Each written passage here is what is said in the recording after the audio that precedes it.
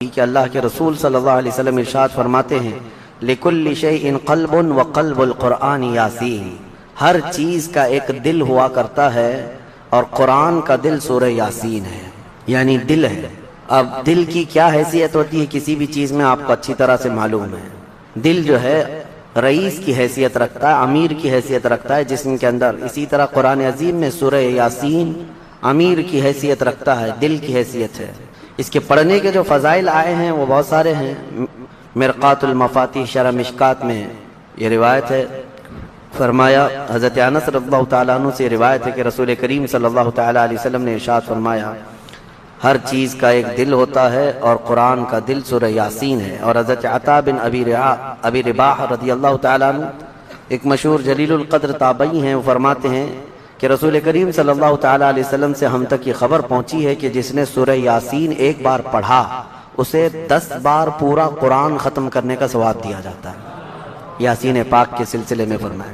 اور اس کے علاوہ حضرت معقل بن یسار رضی اللہ تعالیٰ عنہ یہ بھی روایت کرتے ہیں کہ نبی پاک صلی اللہ تعالیٰ علیہ وسلم نے ارشاد فرمایا کہ جس نے صرف اللہ کی رضا کے لیے سورہ یاسین شریف پڑھی اللہ تعالیٰ اس کے شروع کے گناہ صغیرہ اور کبیرہ معاف فرما دیتا ہے۔ صرف اللہ کی رضا کے لیے سورہ یاسین پڑھیں۔ اس کی فضیلتوں میں تو بہت ساری چیزیں ہیں۔ فرمایا گیا کہ اگر آدمی راستہ بھٹک جائے کہیں جنگل میں تو سورہ یاسین پڑھ لے، اللہ اسے راستہ عطا کر دے گا۔ اور اگر بہت شدت کی بھوک ہے اور کھانے کو کچھ نہیں ملتا، اس کو ایسی جگہ پر ہے اور سورہ یاسین پڑھے، اس کے لیے دوا بھی ہے، غذا بھی ہے اور شفا بھی ہے۔ سورہ یاسین پیٹ بھر دیا کرتی ہے، اس کے اندر اللہ تعالیٰ نے یہ اثر رکھا ہے۔ اور پھر یہ حدیث حضرت ابو ہریرہ رضی اللہ تعالیٰ عنہ سے فرمایا جو سورہ یاسین رات کو پڑھ کر کے سوئے گا، اگر اس رات یا صبح اٹھنے سے پہلے اس کا انتقال ہوا تو اس کو شہیدوں میں اٹھایا جائے گا، ہاں اس کی بخشش ہو چکی ہوگی۔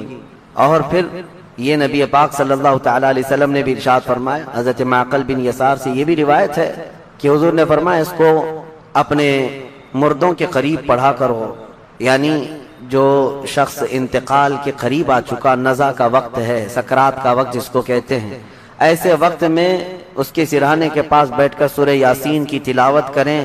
یہ روایت کئی احادیث میں ہے، امام احمد نے، حضرت یہ ابو داؤد نے، نسائی نے، ابن ماجہ نے، سب نے اس کو روایت کیا۔ اور یہ فرمایا گیا ہے کہ جو سورہ یاسین کی تلاوت ہوتی ہے قریب الموت شخص کے پاس تو اس کے روح نکلنے کی تکلیف میں اللہ آسانی فرما دیتا ہے، تخفیف ہو جاتی ہے۔ ایک عجیب و غریب حکایت ملتی ہے، امام احمد بن حنبل رضی اللہ تعالیٰ مشہور اماموں میں سے ایک ہے، محدث جلیل جن کو 5 لاکھ حدیثیں یاد تھیں، آپ کی طرف سے یہ بات منسوب ہے۔ فرمایا آپ نے کہ آپ کا آخری وقت تھا، لوگ عیادت کے لیے آ گئے، تیمارداری بھی ہوتی رہی، آخری وقت تھا، نزع کا وقت تھا۔ اور ایک بات میں آپ کو بتا دوں، جو نزع میں جاتا ہے پھر وہ واپس نہیں پلٹتا، لیکن اللہ تعالیٰ جسے چاہے موت کے منہ سے بھی نکالے اور قبر سے بھی زندہ کرے۔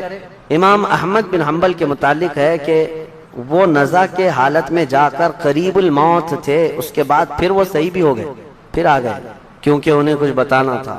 کہا کہ میری روح نکلنے کے قریب تھی، نزع کا وقت تھا، شدت کا درد تھا، ایسا درد کہ مکھی بیٹھے تو لگتا پہاڑ بیٹھا ہوا ہے، ایسی تکلیف۔ فرماتے ہیں اسی اثنا میرے پاس ابلیس آیا اور پانی لے کر کے آیا، مجھے ایک بوند پانی بھی ایک ندی کے برابر لگتا اور وہ کہتا احمد بن حنبل میری طرف دیکھو، میں میٹھا پانی لایا ہوں، زندگی بھر تم جس کی عبادت کرتے تھے اس نے تو تم کو تکلیف میں چھوڑ دیا، لیکن میں تمہیں تکلیف میں نہیں چھوڑوں گا، تم نے مجھے پہچانا ہی نہیں، میں اصل بندوں کی دیکھ بھال کرتا ہوں۔ عزیزان اکرامی، یہاں پر میں رک کر کے ایک بات کہوں گا، ابھی ایک دنیا میں فرقہ جنم لیا ہے، بلکہ یہ کافی سالوں سے ہے، عباد الشیطان ان کو کہا جاتا ہے، یہ ڈیول ورشپرز، شیطان کے بندے، شیطان کی پوجا کرنے والے، اور ابلیس کو وہ رب العالمین کہتے ہیں۔ وہ کہتے ہیں اصل جو چیز ہے وہ ابلیس ہی ہے، تم لوگ سب جو ہے جس کو خدا کہہ رہے وہ خدا ہے نہیں، شیطان جو ہے وہ اصل خدا ہے۔ الومناتی کا پورا نظام اسی پر جمع ہوا ہے، اگرچہ اس کو سیکریٹ اور خفیہ کہتے ہیں، کوئی چیز سیکریٹ اور خفیہ نہیں، اوپنلی بہت ساری چیزیں ان کی ہوتی ہیں، لیکن وہ ہر ایک کے دماغ میں یہ ڈالنا چاہتے ہیں کہ اصل خدا یہ ابلیس ہے، شیطان ہے، تم نے نام اس کا شیطان رکھا ہے، اصل میں وہ رب العالمین ہے، نعوذ باللہ۔ اگر ان لوگوں سے پوچھیں جو الومناتی کا عقیدہ رکھتے ہیں یا ان کی ہاں میں ہاں بھرتے ہیں یا پھر ان کے آگے پیچھے بھاگتے ہیں دولت کو دیکھ کر کے، وہ کہتے ہیں ہم کو دنیا میں جو چاہیے وہ سب ہمیں ابلیس دے دیتا ہے، تو خدا تو یہی ہے، وہ ہمارے ساتھ ساتھ ہے، ہر گھڑی ہے۔ دیکھو تمہاری حدیثوں میں لکھا ہوا ہے کہ تمہارے خون کے ساتھ دوڑتا ہے شیطان، تو خدا تو وہی ہے جو اپنے ہر بندے کے ساتھ ہوتا ہے۔ بڑے عجیب و غریب دلائل ان کے پاس ہے شیطان کے متعلق۔ اللہ تبارک و تعالی حفاظت فرمائے۔ میں آتا ہوں، ہم نے سورہ یاسین میں بھی آج تلاوت کیا ہے کہ اللہ تعالیٰ نے قیامت کے دن یوں فرمائے گا اللہ وَامْتَازُوا الْيَوْمَ أَيُّهَا الْمُجْرِمُونَ، اے فرشتوں آج مجرموں کو الگ کر دو، ان کی پہچان الگ بنا دو۔ أَلَمْ أَعْهَدْ إِلَيْكُمْ يَا بَنِي آدَمَ أَلَّا تَعْبُدُوا الشَّيْطَانَ، اے آدم کی اولاد کیا میں نے تم سے عہد نہیں لیا تھا کہ تم شیطان کی عبادت نہیں کرو گے؟ وَأَنِ اعْبُدُونِي، اور میری عبادت کرو گے۔ هَذَا صِرَاطٌ مُسْتَقِيمٌ، یہ سیدھا راستہ ہے۔ وَلَقَدْ أَضَلَّ مِنْكُمْ جِبِلًّا كَثِيرًا، اس نے تم کو گمراہ کر دیا غلط عادتیں ڈال کر کے۔ اَفَلَمْ تَكُونُوا تَعْقِلُونَ، کیا تمہیں عقل نہیں ہے؟ یہ قیامت کے دن شیطان کے پجاریوں سے کہا جائے گا۔ اب پھر رب تعالیٰ فرماتا ہے هَذِهِ جَهَنَّمُ الَّتِي كُنْتُمْ تُوعَدُونَ اصْلَوْهَا، یہ وہی دوزخ ہے جس کا تم سے وعدہ کیا گیا تھا، ڈالو ان کو اس میں۔ پھر اللہ تعالیٰ فرماتا ہے الْيَوْمَ نَخْتِمُ عَلَىٰ أَفْوَاهِهِمْ، آج ہم تمہارے منہ پر مہر لگا دیں گے، مہر لگا دی جائے گی۔ تُكَلِّمُنَا أَيْدِيهِمْ وَتَشْهَدُ أَرْجُلُهُمْ بِمَا كَانُوا يَكْسِبُونَ، تمہارے ہاتھ ہم سے بات کریں گے، تمہارے پیر گواہی دیں گے تم کیا کیا کرتے تھے۔ قیامت کا منظر ہے سورہ یاسین میں۔ میں جو بات عرض کر رہا تھا وہ ادھوری نہ رہ جائے۔ امام احمد بن حنبل کی موت کا وقت تھا، وہ کہتے ہیں شیطان آ گیا، ابلیس کہنے لگا میری طرف دیکھو، میں تمہارا اصل رب ہوں، میں تمہیں تکلیف میں نہیں چھوڑ سکتا، فلاں فلاں فلاں۔ کہتے ہیں میں عجیب کشمکش میں تھا کہ اس کے ہاتھ سے پانی لے لوں، مجھے مصیبت میں اس حالت میں یہ مدد کے لیے آئے، کیا کروں کیا کروں۔ گمراہی نزع کے وقت بڑے بڑے لوگوں کا ایمان چلا جاتا ہے۔ امام احمد بن حنبل کہتے ہیں بچنا تو چاہ رہا تھا لیکن میری طاقت نہیں تھی کہ اس کو بھگاؤں کسی طرح۔ اچانک ایک خوبصورت نوجوان آیا سفید لباس میں، آتے ہی اس نے گھونسے مارنا شروع کیا ابلیس کو، اور ابلیس اتنی تیز بھاگا کہ پیٹ پھیر کر بھاگتا چلا گیا۔ امام احمد بن حنبل کہتے ہیں میں اس نوجوان سے پوچھا کہ تو مجھے ابلیس سے بچا دیا اس وقت نزع کے وقت میں، تو کون ہے؟ اس نوجوان نے کہا میں سورہ یاسین ہوں جس کی تم روزانہ تلاوت کرتے ہو، تم روزانہ جو مجھ کو تلاوت کرتے ہو میں وہ سورہ یاسین ہوں۔ نزع کے وقت سورہ یاسین ایمان کی حفاظت کرے گا، یہاں تک کہ قیامت کے دن اپنے پڑھنے والے کی یہ سفارش کرے گا اللہ کی بارگاہ میں کہ اللہ یہ میری تلاوت کرتا تھا، اس کی بخشش فرما دو۔ اور ایک حدیث یہ بھی ہے جس نے صبح کے وقت دن کے شروع کے وقت میں سورہ یاسین پڑھ لیا، حضور صلی اللہ علیہ وسلم فرماتے ہیں اللہ تعالیٰ اس کو دنیاوی بلاؤں سے آفتوں سے محفوظ فرما دے، وہ دن اس کا محفوظ ہو گیا۔ عادت یہ ڈالو فجر کے بعد سورہ یاسین شریف کی تلاوت ہو جائے۔ سورہ یاسین میں بہت اہم پیغامات ہیں، اللہ کریم نے نظام کائنات اس میں بیان کیا ہے، انبیاء کرام کے معاملات بیان کیے، اور اس کے بعد یہ قیامت کا منظر بھی اللہ نے فرمایا، جنتیوں کا بھی حال، دوزخیوں کا حال بھی بیان کیا۔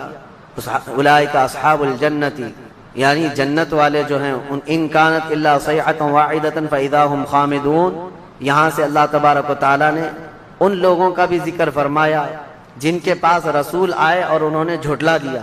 یا حسرۃ علی العباد ما یأتیہم من رسول الا کانوا بہ یستہزئون، یہ بندوں پر بڑا افسوس ہے کہ جب کبھی ان کے پاس کوئی رسول آتا تو مذاق اڑاتے تھے۔ اور اللہ تعالیٰ فرماتا ہے وَكَمْ أَهْلَكْنَا قَبْلَهُمْ مِنَ الْقُرُونِ، حضرت سارہ اور حضرت ہاجرہ میں دونوں تو حضرت ابراہیم علیہ السلام کی بیویاں تھیں، لیکن جب حضرت ہاجرہ کو بیٹا ہو گیا اور حضرت سارہ کو نہیں ہوا، انسانی فطرت کا تقاضا ہے کچھ نہ کچھ باتیں دل میں آ جاتی ہیں، تو اللہ کا حکم ہوا اے ابراہیم تم اپنی بیوی ہاجرہ اور اپنے بیٹے اسماعیل کو لے اور مکہ مکرمہ چلے جاؤ۔ مکہ میں کوئی آبادی نہیں تھی، یہ حضرت ابراہیم علیہ السلام فلسطین میں رہتے تھے، اس وقت مصر تھا۔ جب مکہ مکرمہ میں آئے خانہ کعبہ کے قریب حضرت ہاجرہ حضرت اسماعیل کو چھوڑ دیا، کچھ زیادہ راہ جو ساتھ میں تھا وہ کھانا توشہ دے دیا اور کہا مجھے اللہ کا حکم ہے میں جا رہا ہوں۔ واپس چلے گئے اپنی بیوی اور چھوٹے 6 مہینے کے بچے کو۔ یہی تو یادگاریں ہیں حضرت ہاجرہ کے پاس، جب کھانا پانی سب ختم ہوا تو وہ اپنے بیٹے کی پیاس کے لیے پانی ڈھونڈنے نکلیں، پھر صفا مروہ پہاڑیوں پر دوڑتی رہیں 7 چکر، پھر اسماعیل علیہ السلام کے قدموں کے نیچے سے زمزم پانی کا یہ چشمہ نکلا۔ اور یہ جو تاریخ ہے اس کے بعد پھر حضرت ابراہیم علیہ السلام لوٹ آئے جب اسماعیل علیہ السلام جوان ہو چکے تھے۔ اب اللہ تعالیٰ نے حکم فرمایا، اے ابراہیم تم اپنے بیٹے کی قربانی دے دو۔ ایک تو 100 سال کے بعد بیٹا دیا گیا ہے، لیکن اللہ تعالیٰ فرماتا ہے کہ تم اس کو اللہ کی راہ میں قربان کر دو۔ نبی کا خواب سچا خواب ہوتا ہے، عام لوگوں کی طرح نہیں۔ اسماعیل علیہ السلام کو انہوں نے بلایا، وہ پورا واقعہ اللہ نے اس میں ذکر فرمایا۔ ارشاد فرماتے ہیں، انی ارا فی المنام انی اذبحک، بیٹا میں نے خواب میں دیکھا ہے کہ میں تجھے ذبح کر رہا ہوں، اللہ کے نام پر قربان کرنا ہے۔ فانظر ماذا تری، بتا کیا کرنا چاہیے۔ مشورہ ہے باپ کس سے؟ بیٹے سے۔ قال یا ابت افعل ما تؤمر ستجدنی انشاء اللہ من الصابرین۔ اسماعیل علیہ السلام چھوٹے ہیں اور عرض کرتے ہیں، ابا جان آپ کو جس چیز کا حکم دیا گیا ہے وہ کر گزریے، انشاءاللہ آپ مجھے صبر کرنے والا پائیں گے۔ بیٹا یہ نہیں ہے کہ بھاگ جائے کہ باپ میرا چھری لے کے بیٹھا ہے، اللہ کے نبی۔ اور اس کے بعد لے کر کے چلے حضرت ابراہیم علیہ السلام۔ پہلے تو یہ روایت میں ہے کہ انہوں نے 100 اونٹ ذبح کیے اس خواب کے لیے، دوسرے دن بھی 100 اونٹ ذبح کیے، پھر یہی حکم آیا تو تیسرے دن اسماعیل علیہ السلام کو لے کر کے آئے مینا کی وادیوں کے پاس، اور وہاں جب پہنچنے لگے حضرت ہاجرہ بھی تھی پیچھے پیچھے۔ ابلیس آیا، شیطان آیا، ابراہیم علیہ السلام سے کہنے لگا، اتنے سالوں بعد تو بیٹا ہوا اور تم ذبح کرنے لے جا رہے ہو، تمہیں ہو سکتا ہے وہم ہو، چھوڑ دو اس کو، پھر تمہیں بچہ نہیں ہو سکتا۔ تب حضرت ابراہیم علیہ السلام نے زمین سے 7 کنکریاں اٹھائی اور اس کو دے مارا اور کہا، یہ اللہ کا حکم ہے، اللہ کا حکم ہے، اور میرے رب تبارک تعالیٰ کے حکم کے آگے میں کسی کے لیے کوئی رعایت نہیں رکھتا۔ وہ حضرت ہاجرہ کو بہکایا کہ تمہارے بیٹے کو تمہارے شوہر ذبح کرنے لے جا رہے ہیں۔ حضرت ہاجرہ نے کہا، مجھے معلوم ہے وہ اللہ کے حکم سے کر رہے ہیں، اور اگر اللہ کا حکم ہے تو ایسے 100 بیٹے اسماعیل بھی ملے میں سب قربان کروں گا۔ ماں بھی تھی، انہوں نے بھی کنکریاں ماری ابلیس کو۔ آخری حضرت اسماعیل علیہ السلام کے پاس آیا، کہا تجھے پتا ہے تیرے باپ کیسے تجھے کاٹیں گے، کیسے ذبح کریں گے؟ حضرت اسماعیل علیہ السلام نے کہا، ابلیس کنکریاں ماری اور کہا، میرے باپ عام آدمی نہیں، اللہ کے نبی ہیں، وہ جو کرتے ہیں وہ اپنی مرضی سے نہیں اللہ کے حکم سے کرتے ہیں۔ سب جگہ سے مایوس گیا ابلیس لعین۔ آج بھی وہاں 3 پتھروں کو جو حاجی کنکریاں مارتے ہیں وہ انہی بزرگوں کی نشانی ہے، انہی 3 بزرگوں کی نشانی ہے۔ اب جب لٹایا حضرت ابراہیم علیہ السلام نے تو کس طریقے سے اسماعیل علیہ السلام خود عرض کرتے ہیں کہ ابا جان اپنی آنکھوں پر پٹی ڈال لیجیے آپ، کہ مجھے کاٹتے ہوئے دیکھ کر، خون دیکھ کر باپ کی محبت غالب نہ آ جائے اور کہیں آپ اللہ کے حکم کے خلاف نہ ہو جائے، آپ چھری روک لیں، آپ آنکھوں پہ پٹی ڈال لیں اور میرے ہاتھ پیر کو رسی سے باندھ دیں کہ میں تڑپتا نہ دیکھیں آپ۔ ایسے ہی ہوا، حضرت ابراہیم علیہ السلام نے پٹی ڈال لی آنکھ پر اور ان کے ہاتھ پیر باندھ دیے گئے۔ یہ ذبح کرنے کا وقت ہے۔ بھلا کیا رب تبارک و تعالیٰ بھی کسی کے عزیز کو ذبح کرنے کا حکم اس طرح دے گا؟ یہ تو امتحان تھا، امتحان تھا۔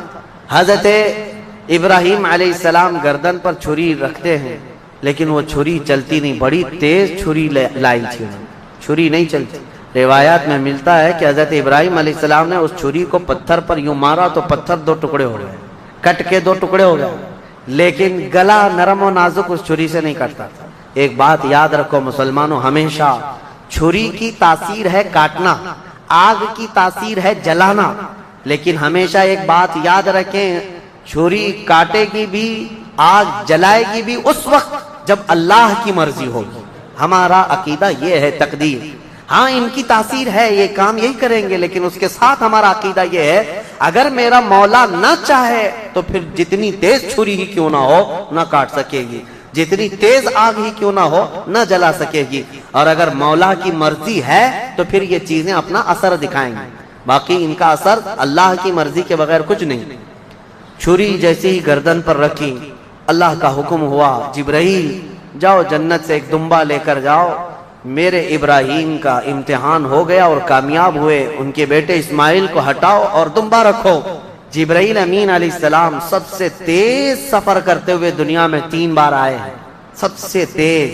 ایک اس وقت جب یوسف علیہ السلام کو ان کے بھائیوں نے کنویں میں ڈالا، کنویں میں گرنے سے پہلے جبرائیل امین آ چکے تھے اور حضرت یوسف علیہ السلام کو پکڑ کر بٹھا چکے تھے۔ دوسرے جب ظالموں نے ابراہیم علیہ السلام کو آگ میں ڈالا تھا، ادھر سے وہ آگ میں پھینکے تھے، اس وقت جبرائیل امین اتر رہے تھے اور جبرائیل امین حضرت ابراہیم کی آگ میں جانے سے پہلے ہی ان کی مدد کے لیے آ چکے تھے۔ اور تیسرے یہ جب اسماعیل علیہ السلام کی گردن پر چھری رکھ چکے تھے، کون؟ ابراہیم علیہ السلام، اور چھری ہلانے سے پہلے جبرائیل امین آ کر کے ان کو اٹھا چکے تھے۔ وہ جبرائیل امین کی رفتار ہے جو میرے مصطفیٰ کے قدموں کا بوسہ دیا کرتے ہیں۔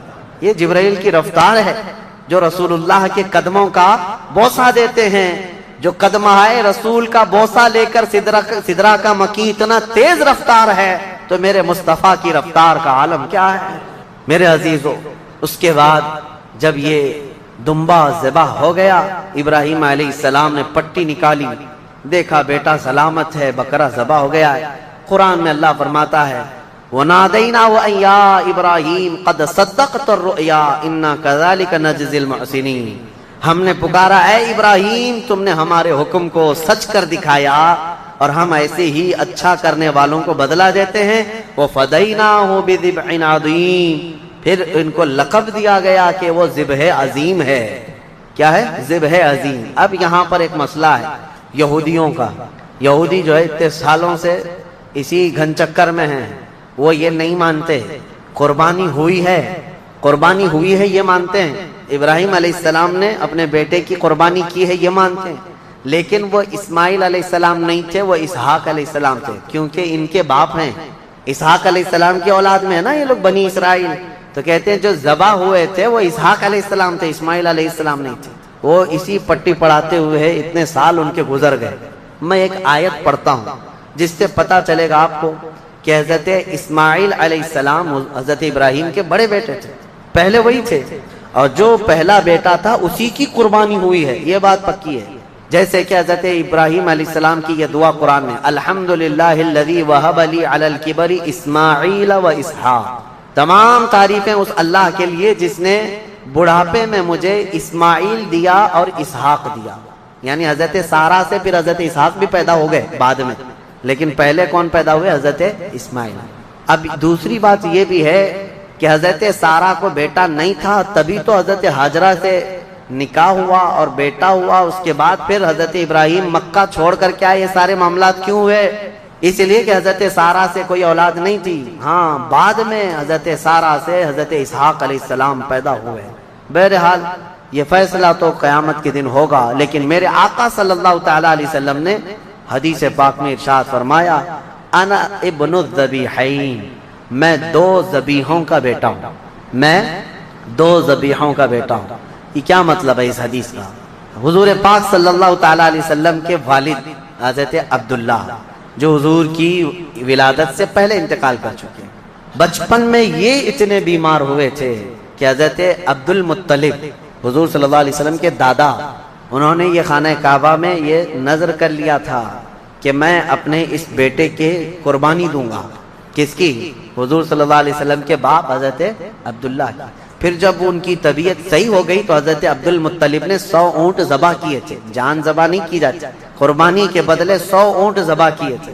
اسی طرح حضرت اسماعیل علیہ السلام کے بدلے میں بھی حضرت ابراہیم علیہ السلام نے کیا کیا تھا؟ 100 اونٹ ذبح کیے تھے۔ تو حضور فرماتے ہیں میرے باپ بھی ذبیح ہیں، میرے دادا اسماعیل بھی ذبیح ہیں۔ تو ذبیح کا لفظ کس کے لیے آیا ہے؟ اسماعیل علیہ السلام کے لیے آیا ہے۔ لہذا دنیا جو بھونکتی ہے بھونکنے دو، میرے مصطفیٰ نے فرمایا ذبح عظیم اسماعیل علیہ السلام ہی تھے، اسماعیل علیہ السلام ہی تھے۔ اللہ کریم ان واقعات سے ہمیں درس کی توفیق عطا فرمائے۔